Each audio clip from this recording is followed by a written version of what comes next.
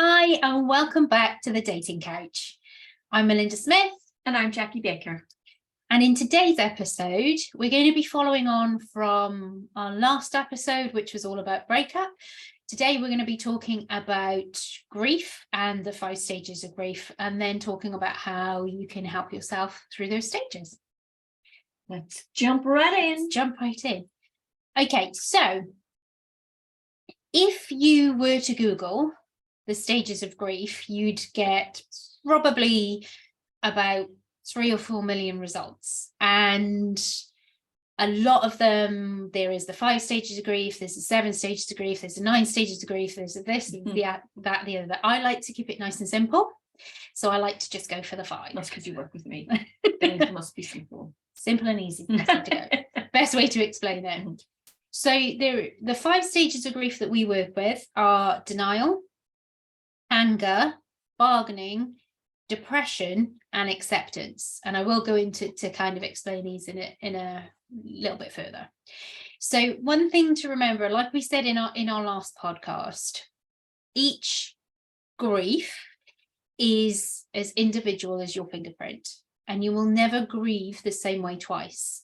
There will be similar elements, but the loss that you felt of one thing will manifest itself very differently to the loss that you feel for something else. So grief is essentially, it isn't just bereavement. Grief happens when there is any kind of loss in your life. So it could be the death of a spouse, the death of a parent, the death of a friend, the death of a relative, etc. But it can also be in breakup. It could be the loss of a job, the loss of a house. It's leaving home. It's leaving empty home. nest syndrome. Yeah, absolutely. You grieve for your former life. Yeah, absolutely. And the life that you thought you were going to have. So whenever it's kind of a loss that you feel very deeply, that's when the grieving process can kind of kick in. And it's good to know that, because then you know how to deal with it if you're aware of what it is. And I think that's a really good point, because a lot of people will lose something, like you said, even, you know, that empty nest syndrome, and they don't actually realize they're going through the stages of grief because they don't understand that it's grief. A lot of people just think, well, grief only happens when somebody dies, and it doesn't. No. So it's the loss of any kind. And one of the things that I like to use with my clients to kind of work this out is something called the Holmes and Ray scale, just to bring it to mind of you know, what can cause those issues. It is also called, and I'll check my notes because I can never remember the full title, it is also called the Social Readjustment Rating Scale. So it is quite old. It was developed by some psychologists, Holmes and Ray, and it was developed in 1967. So I think, you know, that it just goes to show they did a lot of research on people, and they looked at kind of the big life events that added to stress, or, you know, them going through grief, or just basically any kind of mental illness.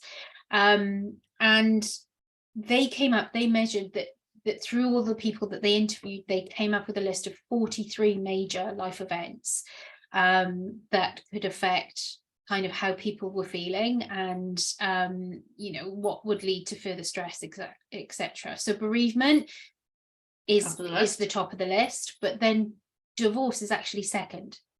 So what it also goes within those 43 other things, it is things like leaving education, starting education, marriage is on there, very stressful life event, moving house, moving area, children going off to university. You know, there are a lot of things that can all add up. And if you think of sometimes with some clients that I've worked with, and, you know, with some couples as well, you can have the situation where they separate and then get back together, and then separate and then get back together, and then separate. You know, I know of a couple who separated and married each other 3 times. The 3rd time it stuck, and they are still together after many, many, many years. But, on that Holmes and Ray scale, separation, divorce, marriage, there's 3 really stressful life events going on, there. And it can happen, and sometimes in breakups, you lose, you've gone through the loss of a spouse, you've gone through the loss of the life that you would have had, you may have had to sell your house. There's lots of different elements in there that go into the Holmes and Ray scale, and that you may have experienced in a short period it's of time. a lot, as you just said there in one actual sentence. It's a lot.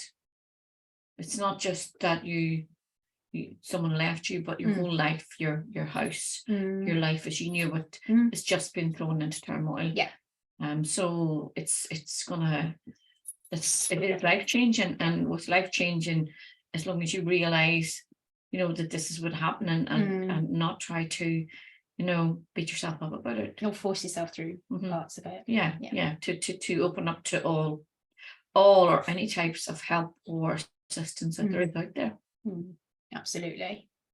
And I think, those 5 stages, it isn't linear either. I think I said this in our last episode. It's not linear. You won't go denial, anger, bargaining, depression, acceptance. You don't go 1, 2, 3, 4, 5. Some people might. Some people might go 1, 2, miss 3 and 4 and go straight to 5. Yeah. Some people might go 1, 2, 3, back to 1, 4, back to 2. So you might yo-yo through these stages. You might go through it nice and easily, but generally it isn't linear. No, and two people will deal with it totally differently. They won't say, well, I'm experiencing the same thing as you at the same time, but they will most likely experience what you have experienced at some stage. Their feelings, thoughts, or ideas of how to move forward. And that's a great thing about meeting other single people, as we discussed in the former podcast,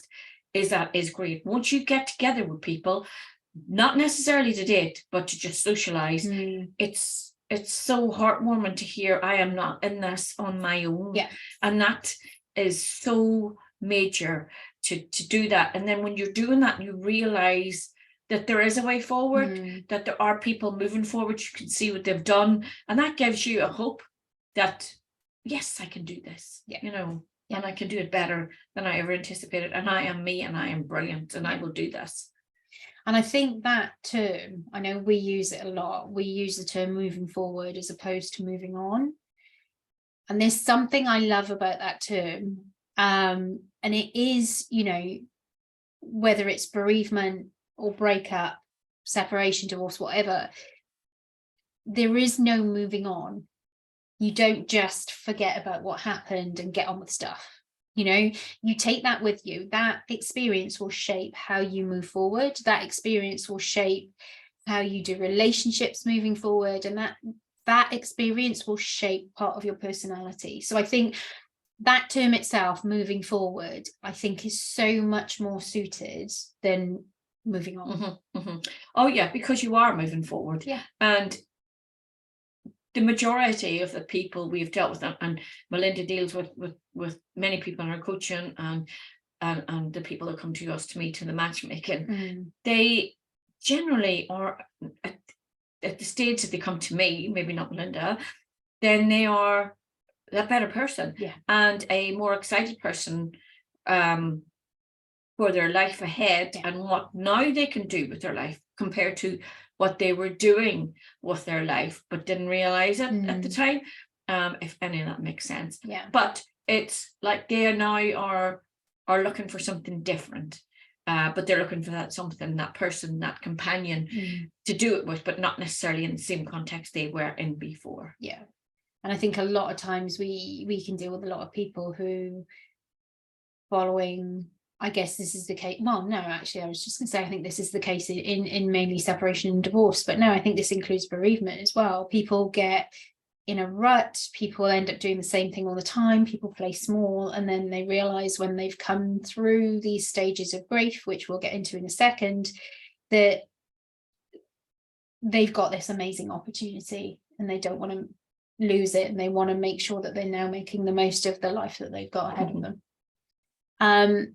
So I guess with the with the stages of grief, so if we start with denial, that can be kind of the shock setting in. So the denial is, this isn't happening, this can't be happening to me, no, I'm not listening, you know. And I've heard so many stories of people, and I've done it myself, you know, when you're in a breakup situation where one person is telling you that it's over, and you know they want to leave, or they've even packed their suitcases and you know their side of the wardrobe's empty, whatever, and you're just not believing it. You don't want to believe it, you don't want to have the conversation.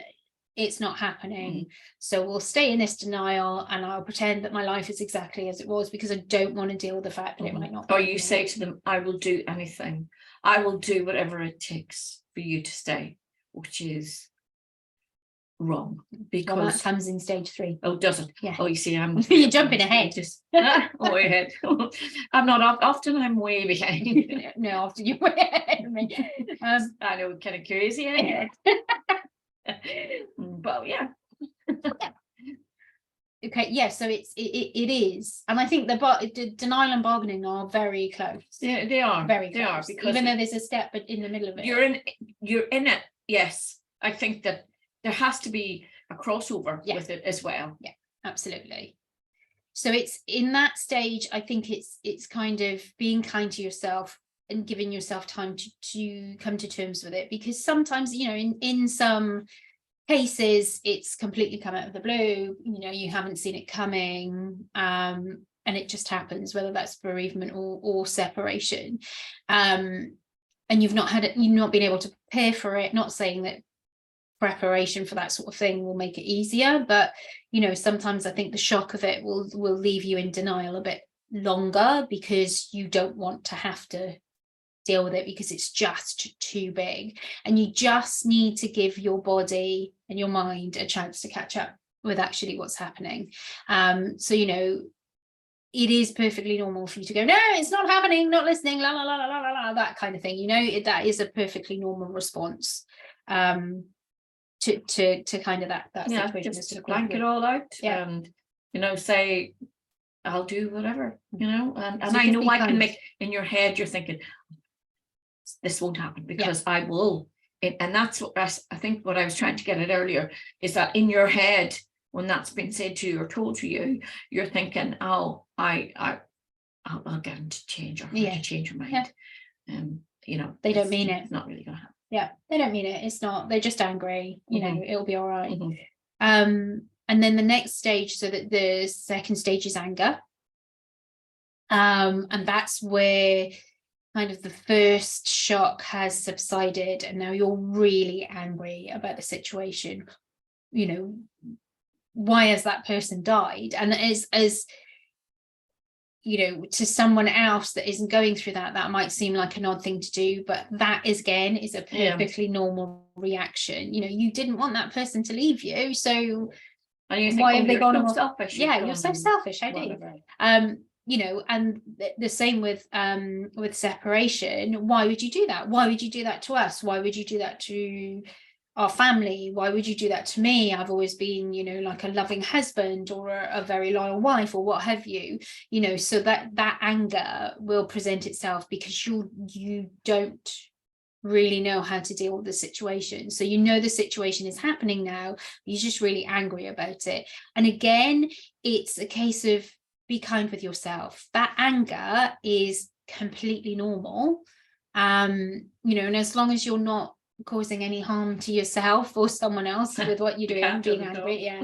throwing all sorts of crockery at somebody, you know, be kind to yourself and know that being angry is normal.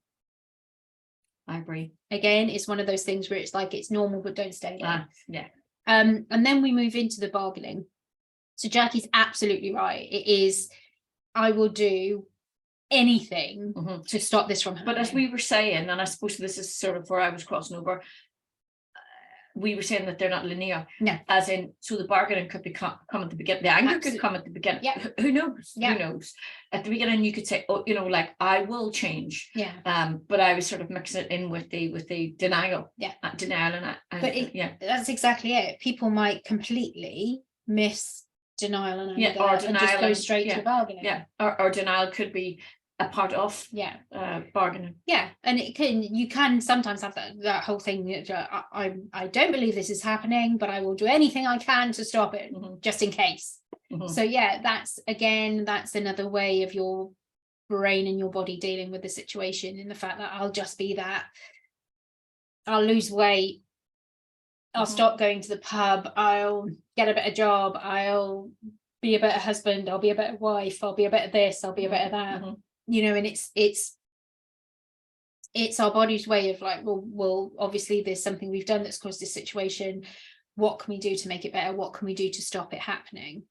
You know, and I know I deal with a lot of people who, when going through the bargaining process, I think maybe when the dust has settled a little bit, are very embarrassed about the fact that they've done that, and can feel quite ashamed at the fact that they've done that, because, you know, when the dust starts to settle and they realize, they start to think about how the relationship has been, and you might have someone who, well, actually, when I look back at it, we weren't happy for a while. Why did I say that? Why was I begging? Why was I doing that? I'm so embarrassed. Again, it's a perfectly normal reaction. And I think through the grieving process, we also have, you know, there'll be periods of adrenaline spikes, and there's also the kind of the fight and flight response in there. So it all comes from that. You've got all this going on inside internally in your physiology, and your brain's just trying to kind of get you through this. Like deal with so many emotions, and ifs and buts and whys. And what do I do now? And exactly, it's has this always been the case? Yeah, time. it's a very traumatic time. And I think, again, it's one of those situations where it's like, please be kind to yourself. And only you can work through it, no one else can. But these tools are so good to help you work through it. But as far as time and emotion, that's yours to deal with. Yeah, and I think that's it. It is, I will say to anybody going through this, is just be kind. You know, talk to yourself the way that you would talk to your best friend that might be going through a similar situation. Try not to beat yourself up as much. Make sure you have a support network. And it doesn't have to be, you know, I know a lot of people, when they get to being single in their 50s, 60s or 70s, they may not have as many people around them to lean on for support, but it doesn't have to be someone you know. Quite often it's better if you don't know them. There are plenty of free charities out there that deal with grief, and, you know, there's things like the Samaritans out there. There are plenty of places that you can go where you can have someone to talk to, and never feel ashamed if you need to do that, because sometimes that can help the healing process move along a bit quicker for you, or it can just help you understand why you're feeling what you're feeling and going through it this time. So always have someone or something, some place you can go for help. Again, tap onto our resources. We'll give you the email address now at the bottom of this. Because everything that we do, we have got free resources. You just need to sign up for an email. So everything is there and will be there as we move forward with this. Absolutely. So the next step, and I'm saying it like the next step, but again, it's not linear. It's just a step. Number 4, step 4. So this is depression. So this is where a lot of people can find themselves stuck. So we've now accepted the situation. We've tried to bargain our way out of it. We know that that's not going to work. We've got angry about it. We know that's not going to change anything. So this is where the sadness can creep in. This is where the locking ourselves away and withdrawing from people we care about, and withdrawing from life in general, and kind of turning inward can happen.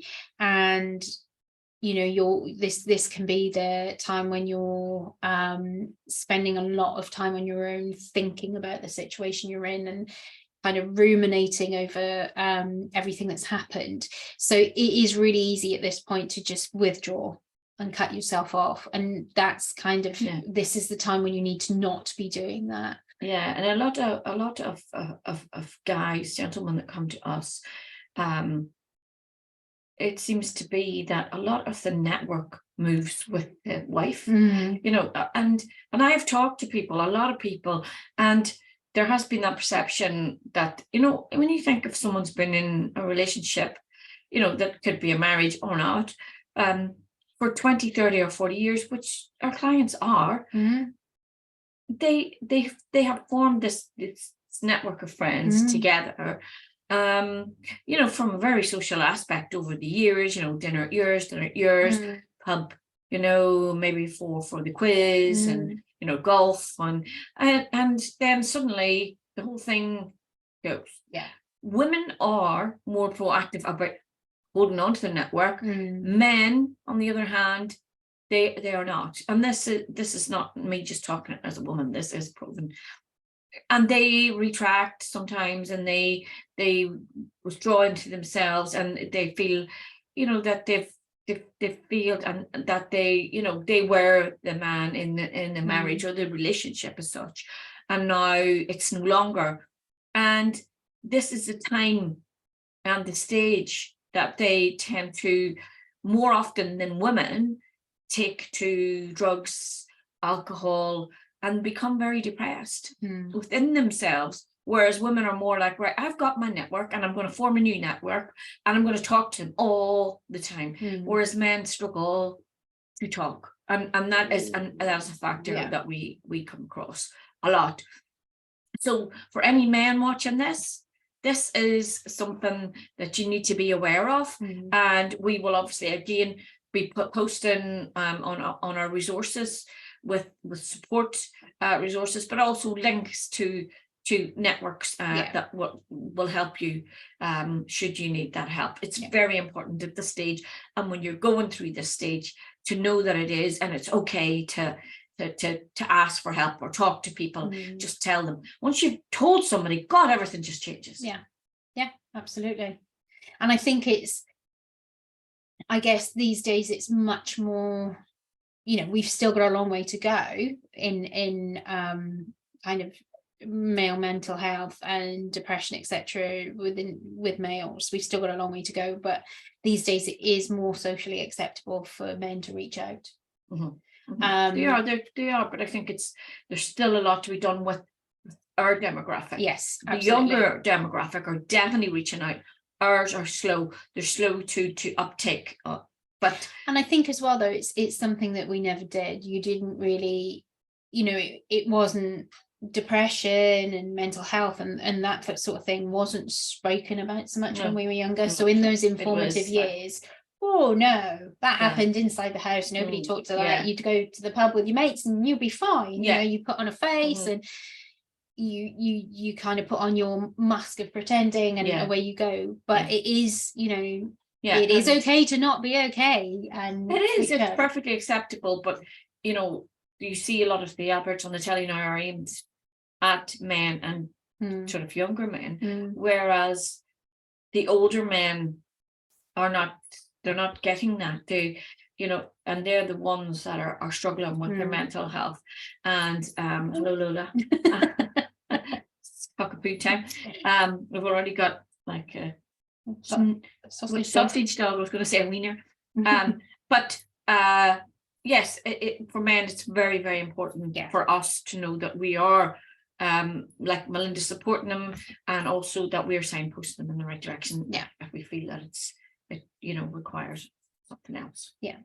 But talk about it, I guess, is our oh my gosh, there is such, talk about it. You know, just that feeling of just getting it off your chest to someone and them going, I know, I felt exactly the same. And you go, it's not just me. No. And I think sometimes we do think that because each grief is individual to the person and no one grieves the same way, is, you know, it can feel very lonely, and it can be, well, no one's going to understand what I'm going through because this is my grief and this is how I'm dealing with it. Well, yes, the way they dealt with it might be different. Some of the feelings will be similar. The emotions will be literally the same if they're like feeling really if they're feeling really down, there's going to be a lot of emotions that other people have experienced. And when you open up and you tell them, and then they tell you back that, oh gosh, I had that like a few months ago, but you know, I felt like coming here and talking to somebody every week, and suddenly it's like, oh gosh, you know, it's not just me, and look at them now, and I can do that as well. It's so important. It's just so important. There's always some way you can go to talk to someone. Don't lock yourself in every respect. Just getting out there talking is just a great way of releasing it and moving on. And helping you move forward. And then the final stage is acceptance. So that really is exactly what it says on the tin. So this is when you've gone through all those stages and actually you've accepted this is what's happening. And it's not, you know, it's not a case that you get to acceptance and it's all sunshine and roses. You know, you might still feel very sad about the situation, but you've actually accepted. And this is the point where you think, well, this is what's happening. I need to work out how I move forward. I need to find what I'm going to do with my life, and how I'm going to shape my life moving forward. And we will have some episodes coming further down the line, which gives you some more tips on how to find yourself. The journey from acceptance to wanting to date back out there. In whatever form that you want to do it. As I said on the previous podcast, there are many different ways to date these days, and many different ways to have a relationship. It doesn't have to be the one like the one you just left or lost. It can be totally different. And we were talking about that journey into singledom, and enjoying that journey and enjoying that time, and then thinking, right, where you want to go after that. It doesn't have to be, I need to go dating. I've accepted now, I need to get out there. You know, there can be many different steps in between, you know, and it is about, now that you're single, finding what lights you up. What is for you, and it might not ever be dating again. You might be perfectly happy being on your own. And that, again, that's okay too.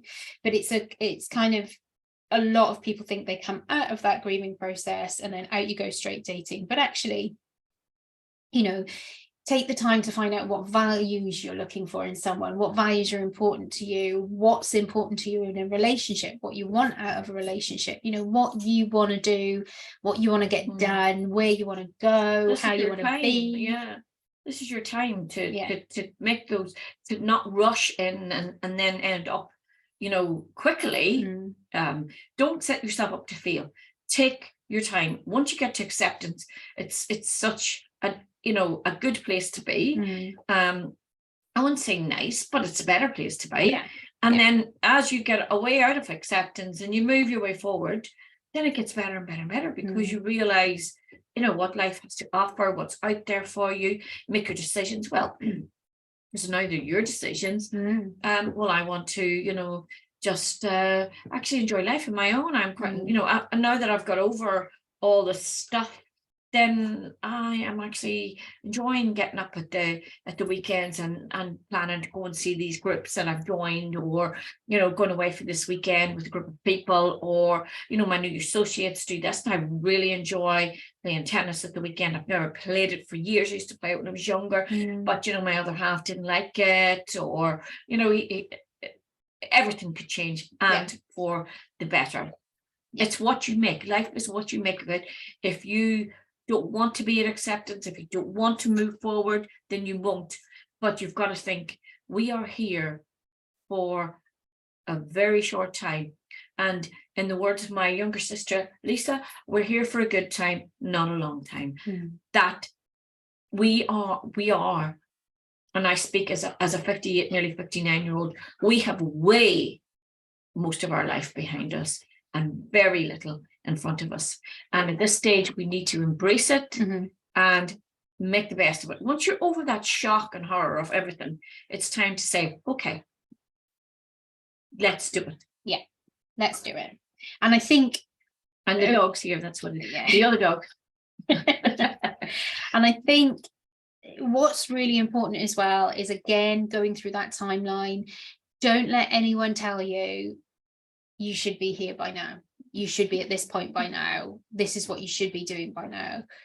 If you need the time, you take it.